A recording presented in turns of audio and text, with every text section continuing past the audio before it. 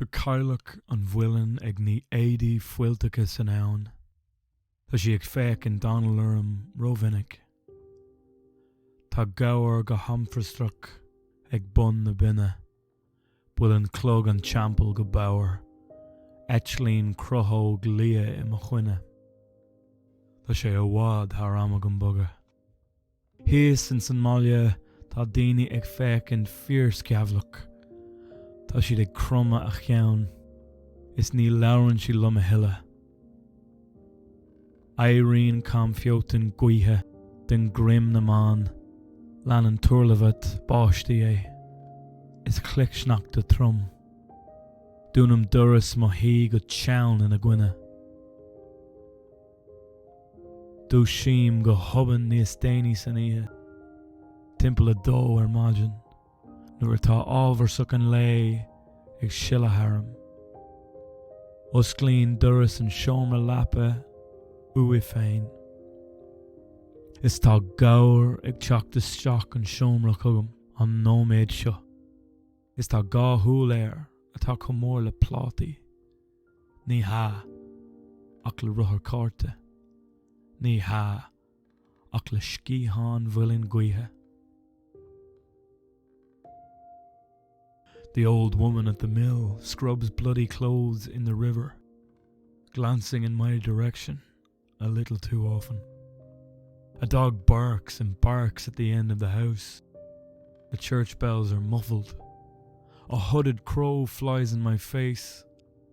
It's high time I got out of here. Down in the village, the people eye me furtively. They lower their heads and avoid me like the plague. A whirlwind raises the hair on the necks of the hills.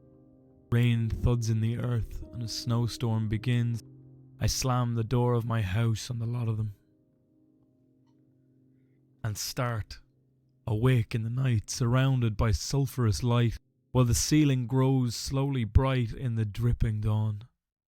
The bedroom door swings open of its own accord, and a hound bounds into the room at me this very minute.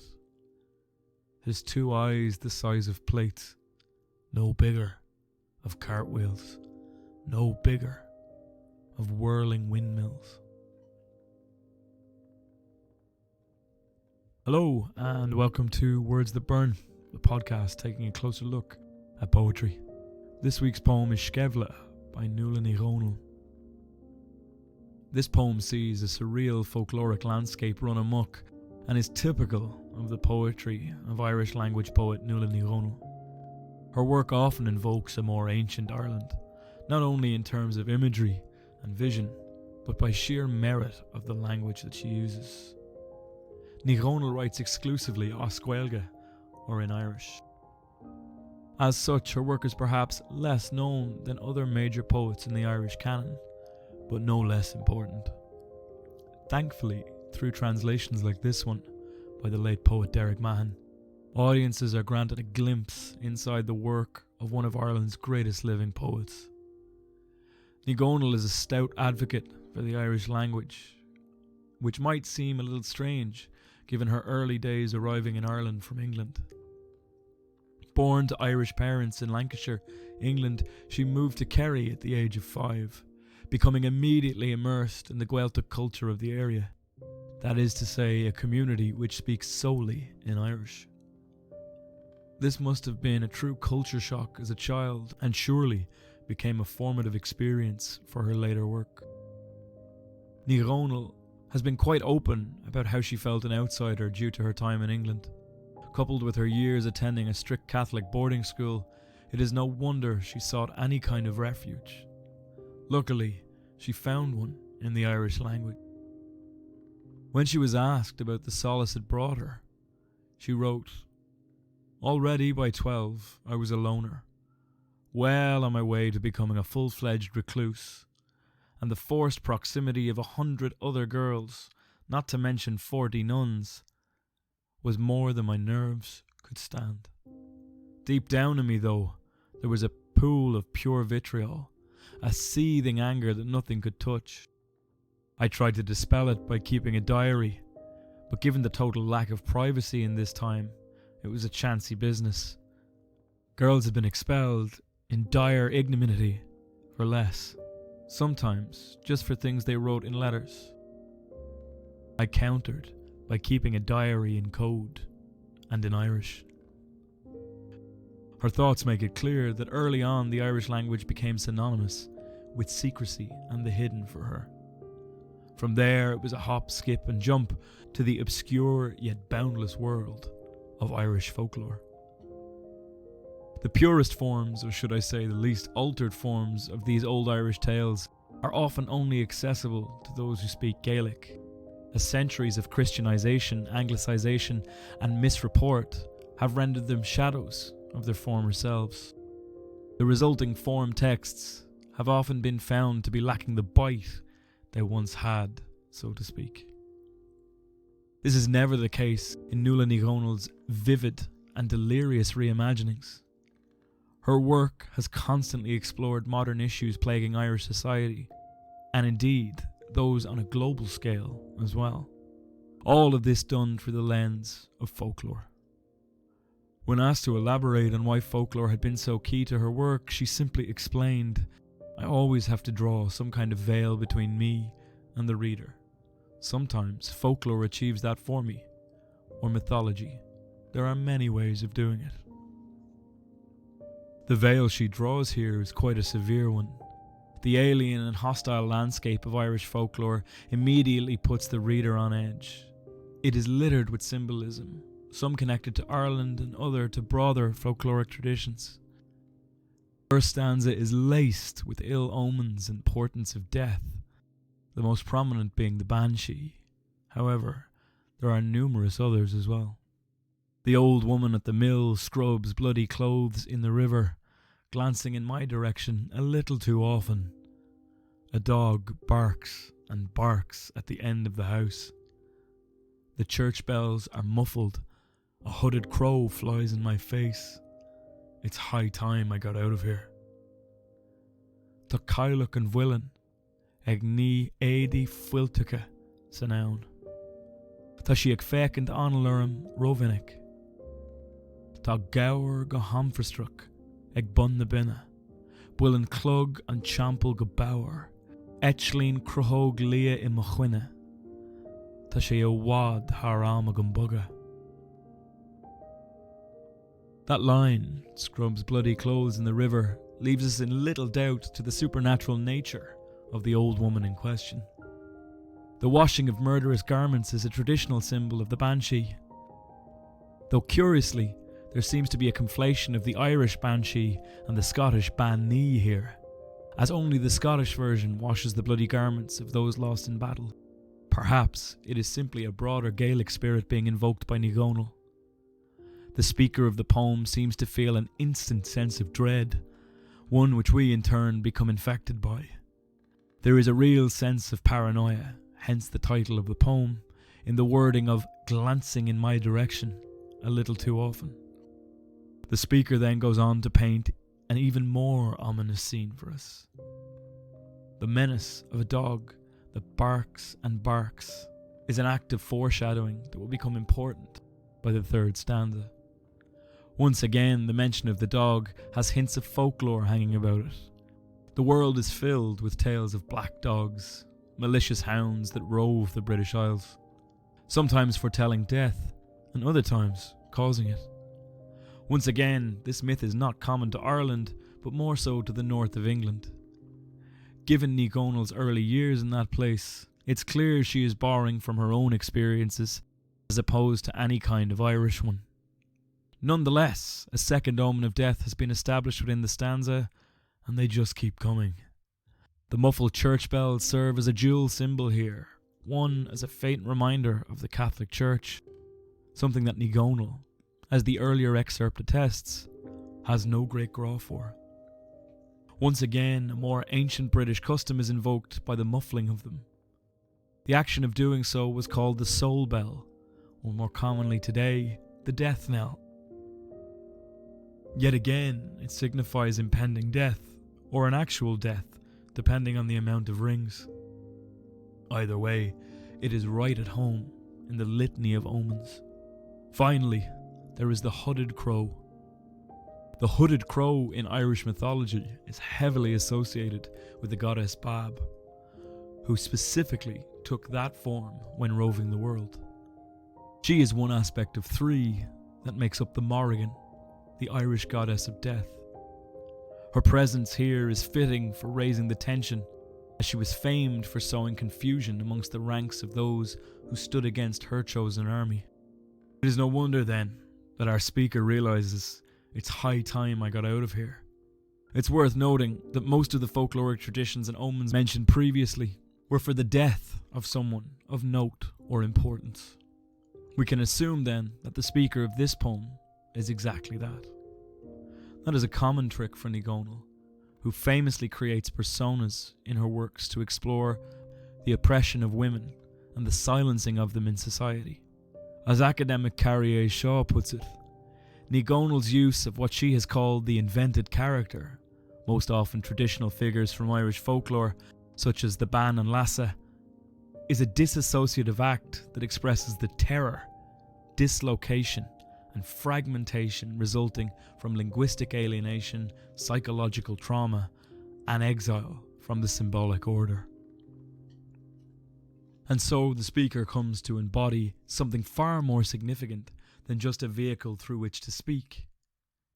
That significance is made much clearer in the second stanza. Down in the village, the people eye me furtively. They lower their heads and avoid me like the plague. A whirlwind raises the hair on the neck of the hills. Rain thuds the earth, and a snowstorm begins. I slam the door of my house on the lot of them. Hias in Sceimhle, tá daoine ag fécinn fíor sceabhlach. Tá siad ag crumma a gceann, is ní labhrann siad lum a hille. Éiríonn cam feotain gaotha de grim na man, leanann turvalt báistí é, is clicksnach de thrum. Dúnam duras mo hí go teann in a chuine. That mounting tension from the first stanza continues to build. This time, as opposed to omens, pathetic fallacy assists the task. The weather has always been used as a tool to reflect the emotional states of a character to an audience. The earliest roots of this technique, suitably, being from folklore. There are beautiful moments of Hiberno English in Derek Mahon's translation, with vernacular phrases like "avoid me like the plague" and slamming the door on the lot of them, peppered throughout the poem. These small turns of phrase are commonly used in Irish English, and whilst not originating from the island, can be heard in the day-to-day speech of people frequently. These uses of common Irish help to ground the poem in Irish culture and create a fantastic link between the English translation and the original Gaeilge. The Irish language has always been much more informal, preferring instead to focus on meaning as opposed to structure. It prefers to take what can only be described as a more philosophical approach to life. This echoes Ní Dhomhnaill's own comments on what makes Irish such an enjoyable language. She once stated, "There's a major register problem translating from Irish to English. Galleon," a poem of Ní Dhomhnaill's own work, "is pristine in Irish, but old hat in English. And what is pristine in English may sound all wrong in Irish. Irish just isn't prudish. The language is very open and non-judgmental about the body and its orifices. Nor has Irish a prejudice against the other world. When I knock on my aunt's door, she'll say, 'On the bheoa no de marav who? Are you of the living or of the dead?' And it's partly a joke, but it puts you thinking at the same time." Thankfully though, a delicate and respectful translation that lacks prejudice against the other world isn't lost in Mahon's. The weather in this stanza is typically Irish in its misery and seems intent on crushing our speaker. This, combined with the oppressive displeasure of the village, seems all too much for our speaker, who retreats to the supposed safety of their home and turns her back on all of it. There are so many ways to interpret the myriad furtive stares that the speaker lists. What we can establish is that Ní Dhomhnaill was an outsider early on, and if the societal structure of Ireland in the 50s held true for her, she was suddenly dropped into a very Catholic and heavily scrutinised society. The Catholic Church's hold was unshakable at the time, and the sense of being watched and observed for the purposes of public decency would have been omnipresent. We are left at the end of stanza 2 with the sense that our speaker has avoided the gaze of those who do not mean her well, only to have that illusion shattered abruptly in the 3rd stanza. And start awake in the night in the sulphurous light, while the ceiling glows slowly bright in the dripping dawn. The bedroom door swings open of its own accord, and a hound bounds into the room at me this very minute. His 2 eyes the size of plates, no, bigger, of cartwheels, no, bigger, of whirling windmills. Dúisím go hubban níos déanaí san oíche, timpeall adó ar maidin, nuair atá ábhscarnach an lé ag sile harm. Osclín duras an seomra lapan uath féin. Is tá gabhar ag teachtasteach sa seomra cogam, an nóméid seo. Is tá gá thuúil atá comór le plátaí, ní há ach le ruthar cáirte, ní há ach le scíthán bhuilean guithe. There is something Edgar Allan Poe-esque in the quality of this final stanza. There is a horror to the slow and maddening waiting as the sun comes up. Those who are unfortunately familiar with insomnia will recognise the quiet dread of watching the light of dawn creep into a room. Although the use of the word sulphurous here paints it as something altogether more hellish. The tension that has been building since stanza 1 creeps on, only to be shattered, or rather brought to a head, by the sudden appearance of the hound that was hinted at the beginning of the poem. Any kind of logic that might have existed in the poem has now collapsed, and we are left feeling that it must surely be a dream that the speaker is experiencing. Dreams have always played a central role in Ní Dhomhnaill work. Indeed, they've played a central role in Irish storytelling in general.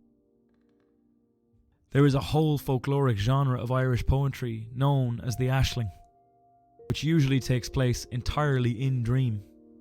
Here it seems like a dream of anxiety and dread. The hound has come back to devour our speaker and is now upon her.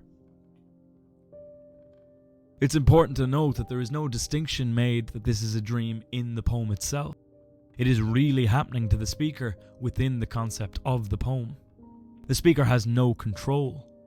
With even the door swinging open of its own accord, it would seem that even the room is against her.